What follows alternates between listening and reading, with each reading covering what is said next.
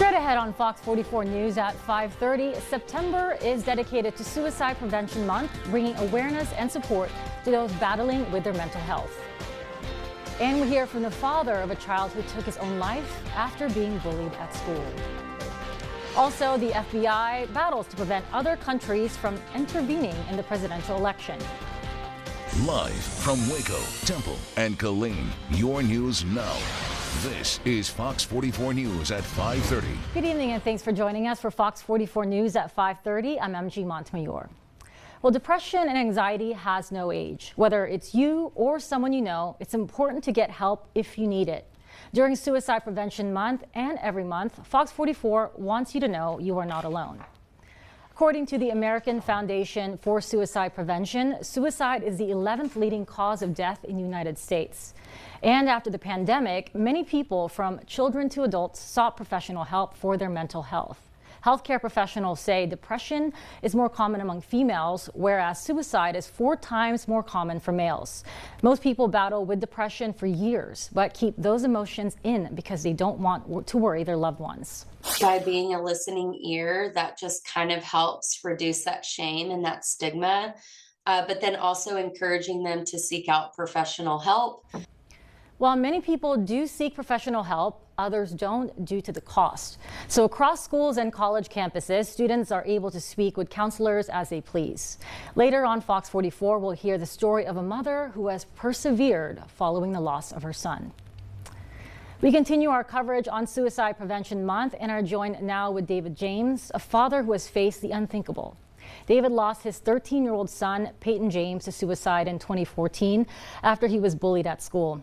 David, thanks so much for joining us today. Thank you for having me. I appreciate it. Well, I do want to start off with, it's been nearly a decade since you lost Peyton, but I imagine the grief of that never goes away.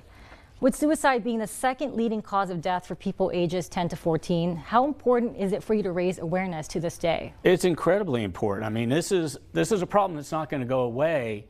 And after Peyton passed, I was shocked at how little 10 years ago people knew about it.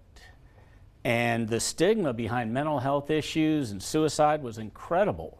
You know, I offered to speak at various schools and was shut down. They didn't want to talk about it. We didn't talk, it was, a forbidden topic in a lot of schools. And lately, the tide has changed once we're seeing that, it is an actual issue that has to be dealt with. It's not going to go away just by not talking. Exactly, and we use this month specifically to shift that public perception, spread hope, and share the vital information to people affected by suicide. And as you said, why is it so important to destigmatize these conversations surrounding suicide? The key is people want to talk about it. The people that are suicidal, that attempt to take their lives, don't necessarily want to die. They want the pain, the psychological pain that they're suffering from or afflicted with, to end. Just like if you had a toothache or a broken bone, you'd want to seek medical treatment. It's the same thing there. In fact, mental pain can actually, manifest into physical pain. So people need to be able to seek help, and they need to remove the stigma that goes along with it. So what would you say the big message you would like to share today during Suicide Prevention Month? Be open and honest. If you are struggling, seek help, reach out.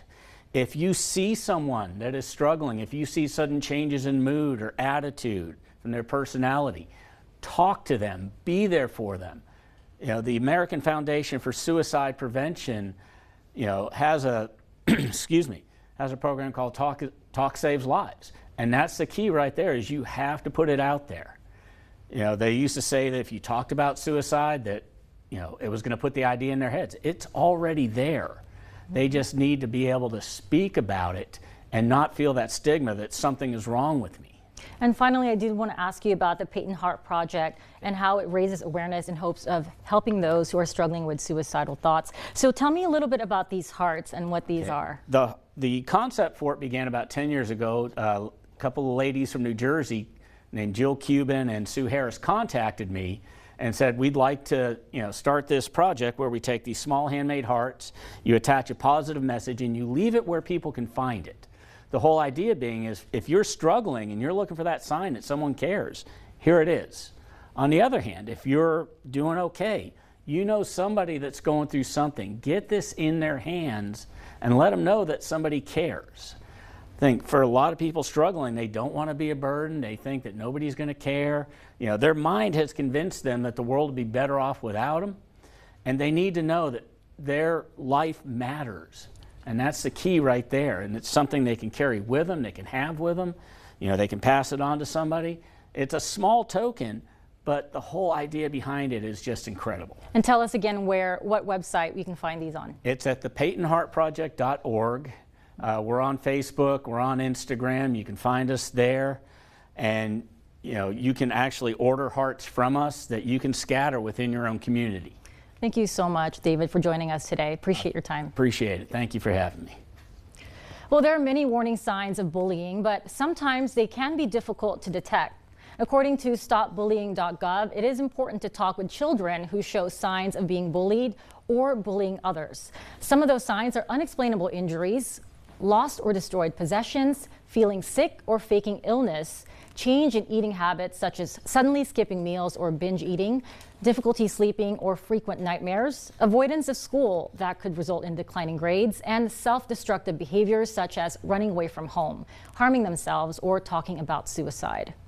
On the flip side, if there is a child being bullied, there is normally at least one bully. And the fact of the matter is that could very well be your child. So here are some things to look out for if you suspect your child is a bully, according to stopbullying.gov. They may often get into physical or verbal fights, associate themselves with friends who bully others, are increasingly aggressive, take trips to the principal's office or to detention frequently. They may come home with unexplained money or new belongings, blame others for their problems, rarely or never accepts responsibility for their actions, and lastly, they are extremely competitive and worry about their reputation or popularity. Now, if you suspect your child is a victim of bullying or a bully themselves, reach out to their school counselor to see how your child can be helped. And if you or anyone you know is suffering from suicidal thoughts, the Suicide Prevention Hotline can be reached by call or text by dialing 988. If you're a veteran and going through thoughts of suicide, you can dial 988, then press 1 for the Veterans Crisis Line. Coming up, with the upcoming election comes great excitement, but with added fear as the FBI battles to prevent international intervention. Weather-wise, we are looking at, again, mostly cloudy skies tonight, but slowly warming up into the upper 80s and lower 90s by the weekend. I think you're going to like this weekend forecast. We'll talk about it coming up next.